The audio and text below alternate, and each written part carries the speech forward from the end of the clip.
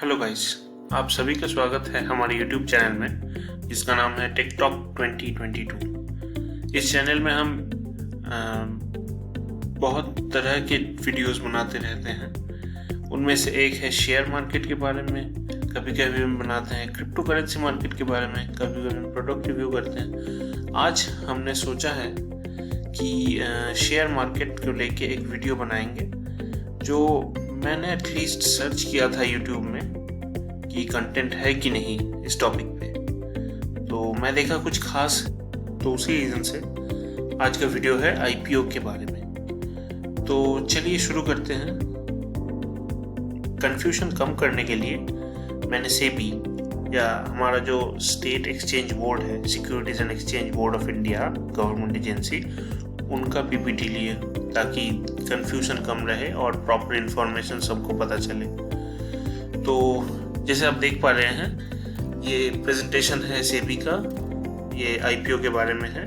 तो आपको आगे पीपीटी में और पेजेस स्क्रीन्स हैं वो दिखाएंगे और बताएंगे कैसे करते हैं आईपीओ। तो चलिए देखते हैं अगले पेज में क्या है।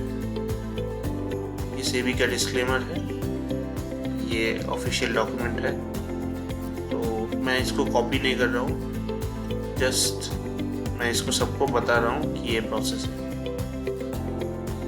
और ये कुछ एक्सप्लेनेशंस हैं, ये किस बारे में है, क्या डिटेल है। मेन टॉपिक स्टार्ट होता है अगले साइड से। Primary market. प्राइमरी मार्केट क्या है? जब किसी कंपनी को नया पैसा चाहिए, नया पैसा मतलब उन्होंने शेयर मार्केट की तरफ हाथ नहीं डाला कभी तक, ठीक है, फर्स्ट टाइम आ रहे हैं मार्केट पे, पैसा चाहिए, तो कुछ डिफरेंट तरह के काम कर सकते हैं वो। कोई एक रीज़न से पैसा चाहिए या मे बी एक से ज़्यादा रीज़न से पैसा चाहिए, तो वो आते हैं मार्केट पे, जो है प्राइमरी मार्केट। जो लिस्टेड नहीं है, पहले टाइम आ रहे हैं, उनके लिए है प्राइमरी मार्केट। तो जो इंस्टीट्यूशन इंडिया में सिक्योरिटी इशू करती है, मतलब मनी अगेंस्ट शेयर इशू करती है, वो है इशूअर है corporate entities, that means companies and government, सरकार, दोनों ही इशू कर सकती है। तो देखते हैं डिफरेंट टाइप्स ऑफ इशू क्या क्या है। डिफरेंट टाइप्स ऑफ इशू होते हैं। तो इशू से यहाँ पे देखते हैं किस किस रीजन से हम लोग देखते हैं कि कंपनी आईपीओ के लिए जा रहा है। उन लोगों का नया प्रोजेक्ट होगा, अपग्रेडेशन करना है, एक्सपेंशन करना है कोई एक प्रोजेक्ट का, या डाइवर्सिफिकेशन मतलब कुछ हटा के दूसरा कुछ करना है, ट्रैक चेंज करना है। तो प्राइमरी मार्केट का जो पाथवे या सेग्रीगेशन इस पिक्चर में दिखाया जा रहा है, ये बहुत हाई लेवल है। आपको अगले पिक्चर में बेसिक समझाएंगे, फिर आपको सब समझ आ जाएगा। तो देखते हैं प्राइमरी और सेकेंडरी मार्केट में डिफरेंस क्या है। एग्जाम्पल देके समझाए तो प्राइमरी मार्केट वो है जिसमें आप फर्स्ट टाइम पैर डाल रहे हो। लाइक आज अगर कोई स्पेस जाने का टिकट बेचने का स्टार्ट करे तो अर्थ उसके लिए प्राइमरी मार्केट होगा, क्योंकि दुनिया में कोई नहीं बेच रहा स्पेस जाने का टिकट। सेकेंडरी मार्केट क्या है? आप बिस्किट बना रहे हैं, बिस्किट तो ऑलरेडी है, तो आप ऑलरेडी यूज मार्केट में घुस रहे हैं। तो प्राइमरी मार्केट मतलब जो कंपनी फर्स्ट टाइम आ रहा है मार्केट में और पैसा उठाने के लिए। सेकेंडरी मार्केट मतलब वो ऑलरेडी लिस्टेड है, उसको एडिशनल पैसा चाहिए। तो प्राइमरी मार्केट में ये न्यू इशू मार्केट है, समझ ही आ रहा है, क्योंकि न्यू इशू हो रहा है। और ये इसका प्राइस जो फिक्स होगा इशू का, वो बैंक और वो कंपनी एक साथ मिलके सोच के बनाएंगे। बट सेकेंडरी में ऑलरेडी डिसाइडेड है, सो जितना सप्लाई डिमांड फोर्स ट्विक करके चेंज कर पाएगा, उससे ज़्यादा नहीं हो पाएगा। कोई आउटस्टैंडिंग ऑर्गेनाइजेशन कुछ नहीं कर सकता। प्राइमरी मार्केट में जब आप फर्स्ट टाइम एंट्री ले रहे हो, आपके पास जो ट्रैकर्स हैं, मतलब जो रास्ते हैं, उनमें जो लोग आपको हेल्प करेंगे वो है मर्चेंट बैंकर्स, जो बैंक आपका आईपीओ करेंगे या आपका लिक्विडेशन करेंगे, बैंकर्स, लीड मैनेजर्स, जो भी ऑफिसर्स है आपका, और आरटीएस। और सेकेंडरी मार्केट में स्टॉक मतलब ऑलरेडी लिस्टेड है, तो जो भी ब्रोकर्स हैं वो यहाँ पे क्रिटिकल जगह ले लेंगे। जो भी पर्पस है मैं ऑलरेडी बोल चुका हूँ। किस किस रीजन से कंपनी यूजुअली लिक्विडिटी रेज करती है, पैसा रेज करती है। प्राइमरी मार्केट में उनको पहले से कुछ प्रोजेक्ट करना है या दूसरी किसी रीजन से पैसे चाहिए, और सेकेंडरी मार्केट में कुछ एक्सपेंशन करना है, जो भी है उसको बढ़ाना है, लिक्विडिटी भी जितना है मार्केट में उसको बढ़ाना है, ये रीजन से। तो चलिए देखते हैं कितने तरह के पब्लिक इश्यूज होते हैं। इश्यूज कितने तरह के होते हैं? 4 तरह के इशू होते हैं। Public issue, rights issue, bonus issue, private placements. Public issue जो फंडा है, जो हम ये प्रेजेंटेशन में बात कर रहे हैं। पब्लिक इशू 2 टाइप का होता है, आईपीओ और एफपीओ। आईपीओ 2 टाइप का, फ्रेश और ऑफर फॉर सेल। एफपीओ भी 2 टाइप का, फ्रेश और offer for sale. Private placement 2 तरह के होते हैं, referential issue, qualified institute placement. ये क्या है आपको समझ नहीं आया ना? अगले स्लाइड में सब समझ आ जाएगा आपको, इजी करके लिखा हुआ है। आईपीओ है initial public offering, first time आ रहा है। Initial level public offering, public को खरीदने के लिए छोड़ रहे हैं। अनलिस्टेड कंपनी ये कर सकता है जिसका शेयर मार्केट में लिस्टिंग नहीं है। फ्रेश इशू और securities of offers to existing securities for sale और कॉम्बिनेशन ऑफ बोथ। तो मतलब फ्रेश हो सकता है टू हिज एग्जिस्टिंग जो लेंडर्स हैं उनके लिए, या सेकेंडरी भी हो सकता है जो ऑलरेडी पैसे दे चुके उन लोगों को, और अगर फिर से खरीदना चाहें तो it's a double. But all the way for market it's fresh. Market के लिए पहला टाइम है, वो लोग मार्केट में पहले टाइम लिस्ट होने जा रहे हैं पब्लिक के सामने। और एफपीओ है further public offer, follow on offer. मतलब पहला वाला हो चुका है इनिशियल लिस्टिंग, सेकेंड वर्जन जा रहा है। तो और राइट्स इशू जो है ये होता है by already listed companies, issues of securities to existing share holders, जो एग्जिस्टिंग शेयर लेके बैठे हैं उनके लिए हैं ऑन अ डिफाइंड डेट। तो एक रेशियो से और एक कैलकुलेटेड वैल्यूज से वो अपने सब्सक्राइब्ड पर्सन्स को जो ऑलरेडी शेयर लेके बैठे हैं उनको राइट्स देते हैं। तो ये है राइट्स इशू। और अगर देखें बोनस इशू क्या है, बोनस इशू मतलब जैसे हमारे सैलरी में बोनस होता है वैसे ही शेयर होल्डर्स के लिए बोनस होता है, ताकि some bonus offered to the existing share holders, जिसके ऑलरेडी जिन लोगों के पास है शेयर उन लोगों के पास ही जाता है ये। तो ये भी एक कैलकुलेशन से आता है और सब शेयर होल्डर के पास चले जाता है। प्रेफरेंशियल इशू ऑल्सो सेम है, ये भी ऑलरेडी लिस्टेड कंपनीज के लिए है और ये डिफाइंड कुछ लोगों के लिए जाता है। और क्यूआईपी है एकदम मतलब बहुत हाई लेवल, एकदम इंस्टीट्यूशनल बायर्स के लिए या बड़े लोगों के लिए, सिंपल बताएं तो बड़े लोगों के लिए। तो चलिए देखते हैं आईपीओ का प्रोसेस क्या है।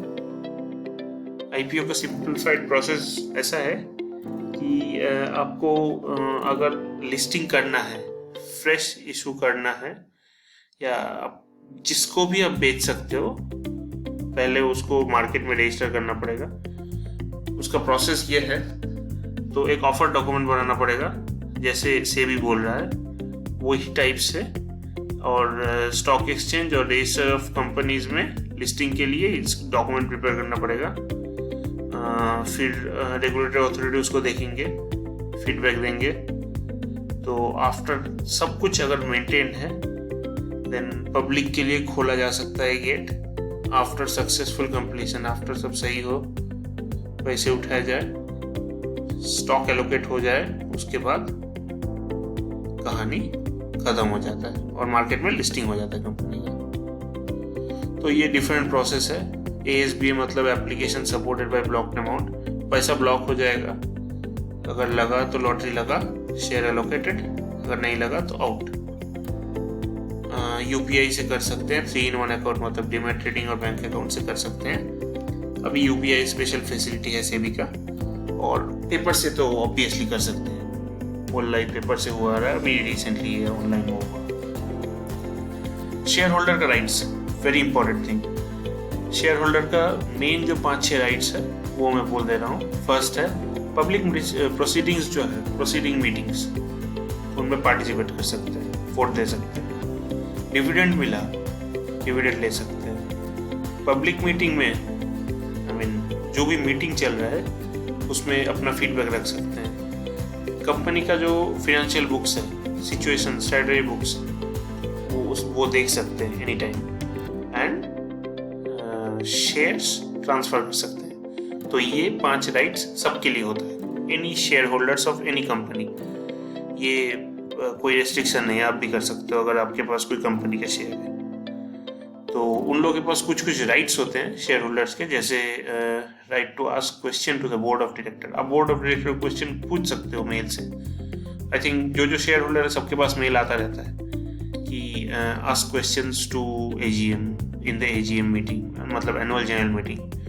Place items of agenda in general meetings. आप कुछ एजेंडा डाल सकते हो, कुछ रेजोल्यूशन प्रपोज कर सकते हो आप। ऑब्वियसली ये सबके पास आता है। Vote in the company proceedings, her company का जो पब्लिक वोटिंग होता है, share holders meeting, share holders voting होता है, उधर वोट डाल सकते हो। मर्जर एक्विजिशन में आप फीडबैक डाल सकते हो,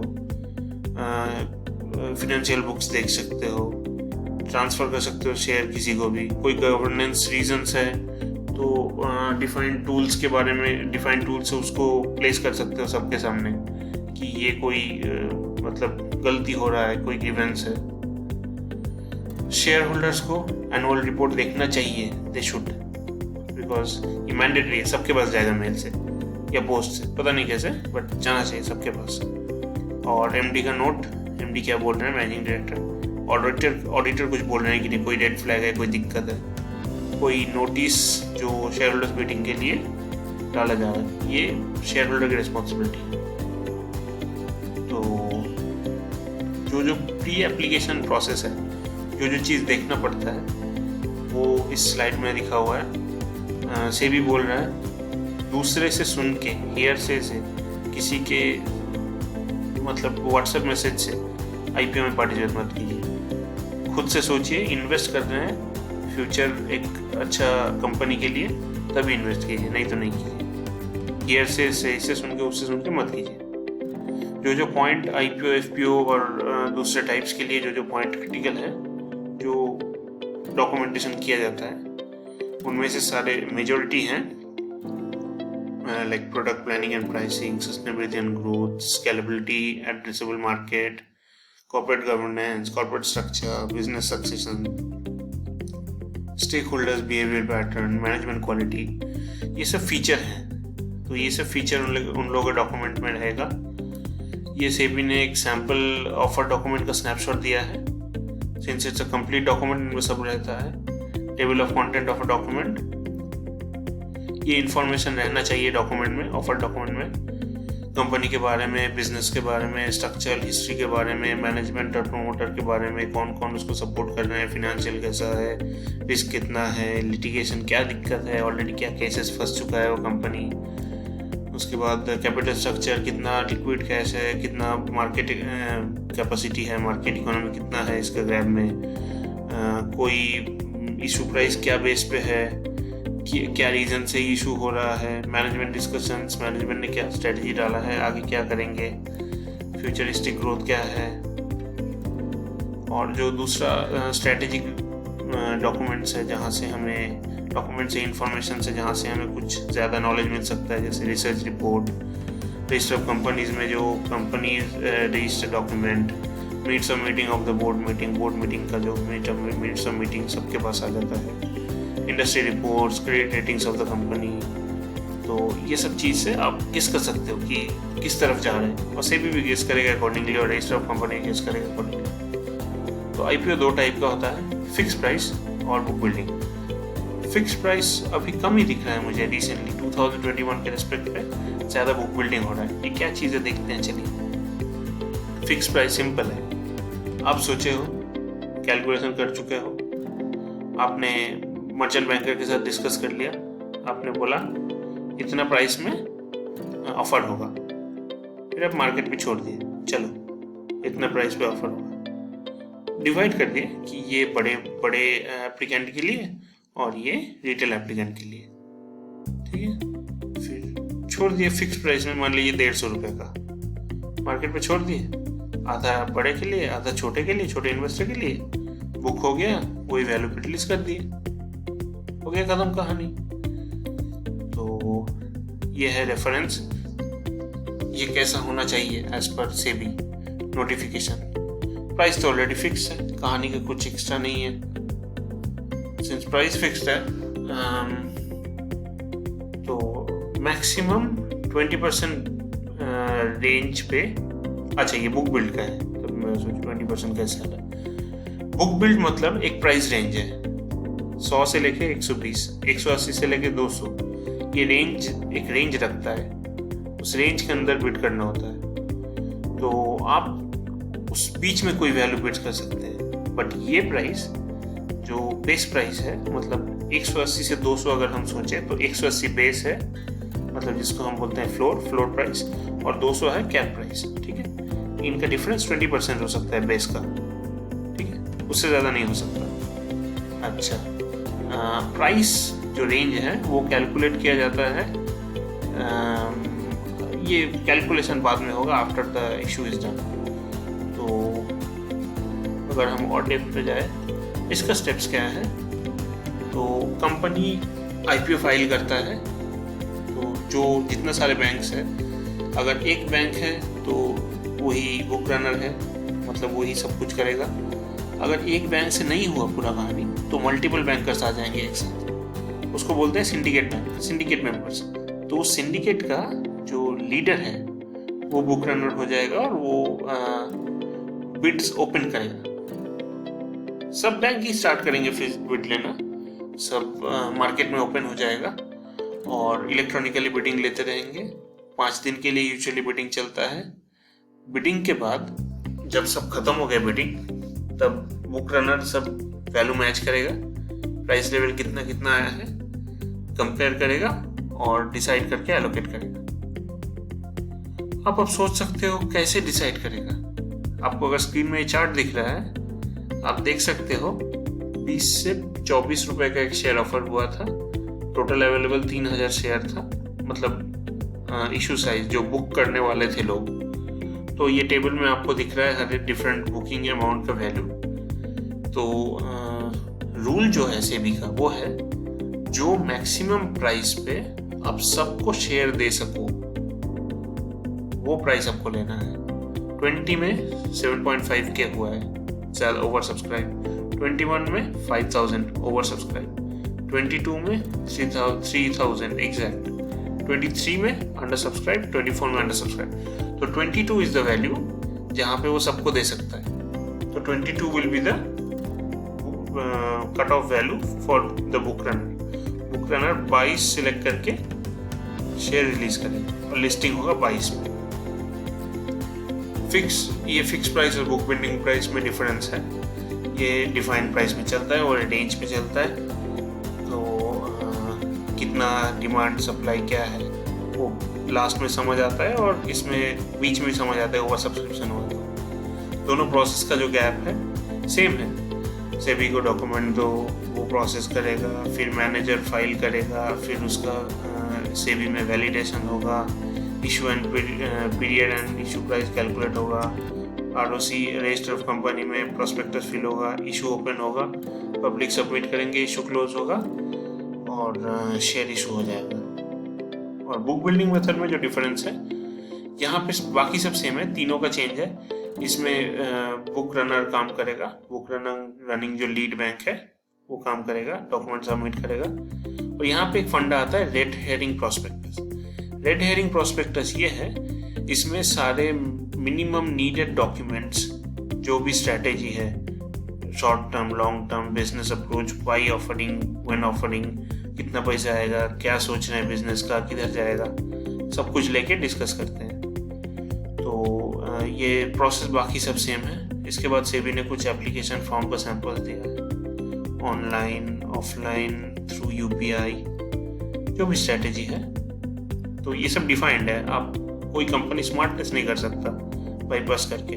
अगर शेयर एक्सेप्टेंस हुआ, मतलब आप आईपीओ में पार्टिसिपेट किए तो मेल आएगा एक, फिर अगर शेयर आपको मिल गया तो दूसरा एक मेल आएगा कि भाई एलोकेट हो गया, फिर इसका लिस्टिंग होगा और क्लियर ऑर्डर बुक में दिख जाएगा कि भाई तुम्हारा शेयर बुक हो गया। और जो जो एडवाइसेस दिए हैं सेबी ने कि भाई देखो ब्लैक मार्केट में स्मार्टनेस मत दिखाओ, आईपीओ में पैसे डाल रहे हो तो लॉन्ग टर्म के लिए डालो, शॉर्ट टर्म नहीं, ताकि मार्केट खुले क्रैश ना हो जाए। ऐसा सोच के मत इन्वेस्ट करो कि लिस्ट हो जाएगा पैसे निकालने में, उल्टा हो सकता है। एक पैन से एक बंदे का इन्वेस्टमेंट एक ही आईपीओ होगा। और दूसरा, घुमाने वाला फंड या कोई ब्लैक मनी आईपीओ में मत डालो भाई, बहुत रिस्क हो सकता है। तो ये था आईपीओ के बारे में सब कुछ। तो कुछ समझ आया आपको। ये रेफरेंस के तरह पे रहेगा इंटरनेट पे। अगर अच्छा लगा तो सब्सक्राइब कर सकते हैं। So like, share and subscribe our channel and और बहुत सारे इंटरेस्टिंग कंटेंट आने वाले हैं। Keep watching. Bye for now.